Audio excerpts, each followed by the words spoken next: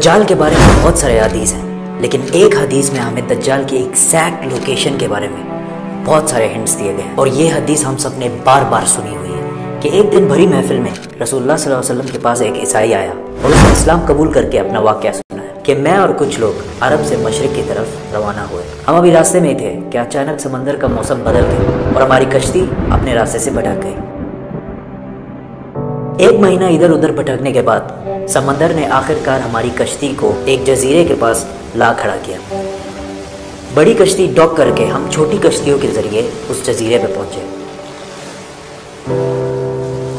اور وہاں ہماری ملاقات ایک عجیب قسم کے مخلوق سے ہوئی جو بالکل کالا اور جسم پر بہت زیادہ بال تھے اس کے، اور اس نے اپنا نام جساسا بتایا۔ ہم نے اس سے پوچھا تم کیا چیز ہو، کیا مخلوق ہو؟ اس نے بولا مجھے چھوڑو، وہ ادھر ایک مندر ہے، ادھر جاؤ، وہاں ایک شخص تمہارا بہت شدت سے انتظار کر رہا ہے۔ اندر ہم نے ایک شخص کو زنجیر میں بندھا ہوا دیکھا اور اس نے ہم سے 3 سوال پوچھے کہ مجھے بیسان کے درختوں کے بارے میں بتاؤ، کیا اس میں کوئی فروٹ پھل وغیرہ ہیں؟ ہم نے کہا بالکل، وہاں بہت فروٹس پھل وغیرہ ہیں۔ اس نے کہا بہت جلد وہاں کچھ بھی نہیں ہوگا۔ پھر اس نے پوچھا مجھے لیک آف تبریہ کے بارے میں بتاؤ، کیا اس میں پانی ہے یا نہیں ہے؟ ہم نے کہا وہاں بہت پانی پڑا ہوگا۔ اس نے کہا بہت جلد یہ بھی خشک ہو جائے گا۔ اور پھر اس نے کہا مجھے اس امی پیغمبر کے بارے میں بتاؤ، کیا کیا ہے اس نے ابھی تک؟ ہم نے بتایا کہ وہ مکہ سے نکل کر مدینہ میں آباد ہو چکا ہے۔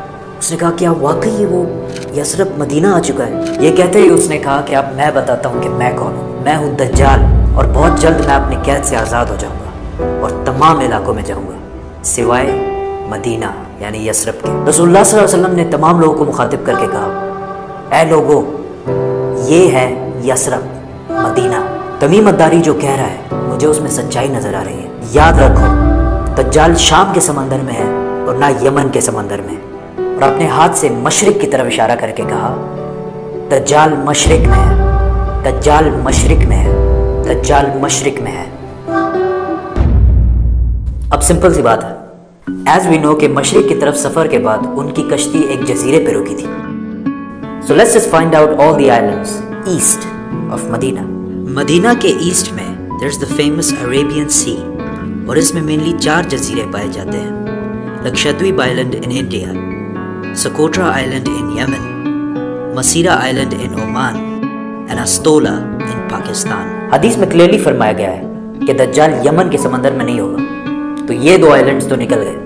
رسول اللہ صلی اللہ علیہ وسلم نے مدینہ میں جو مشرق کی طرف اشارہ کیا تھا، اگر اس سے ہم ایک سیدھی لائن کھینچیں تو وہ بالکل استولا آئلینڈ کے اوپر سے گزرتی ہے۔ اور جب جساسا نے ان کو اس جزیرے پہ ایک ٹیمپل مندر کی طرف بھیجا تھا، تو اس جزیرے پہ ایک مندر ٹیمپل کے کوئی ریمینز تو ہونے چاہیے۔ انڈیا کے اس آئلینڈ میں تو ایسا کچھ بھی نہیں ہے، لیکن پاکستان کے استولا آئلینڈ میں پتہ ہے کیا ہے؟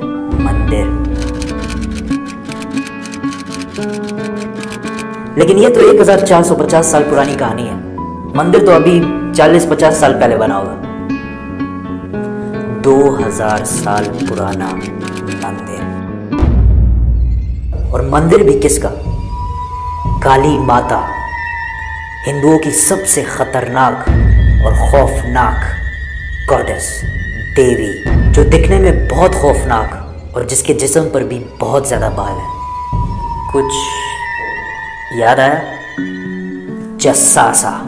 ان صحابیوں نے جس عجیب سے مخلوق کی بات کی تھی وہ بالکل ہندوؤں کے اس بھگوان سے ملتا جلتا ہے۔ لیکن اگر آج آپ استولا آئلینڈ جائے تو آپ کو دجال نہیں ملے گا۔ وہ آزاد ہوا ہے یا نہیں یہ تو نہیں پتا، لیکن یہ جو جساسا ہے اس کو غور سے دیکھیں۔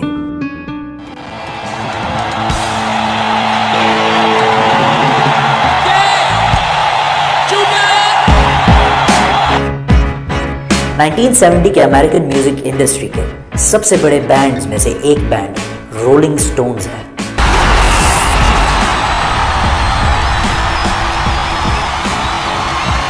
جس نے اپنا یہ لوگو ہندو گاڈس کالی ماتا سے انسپائر ہو کے بنایا، اور یہ لوگو پچھلے صدی کے سب سے مشہور لوگوز میں سے ایک ہے، اور رولنگ سٹونز بینڈ کو one of the greatest of all time مانا جاتا ہے۔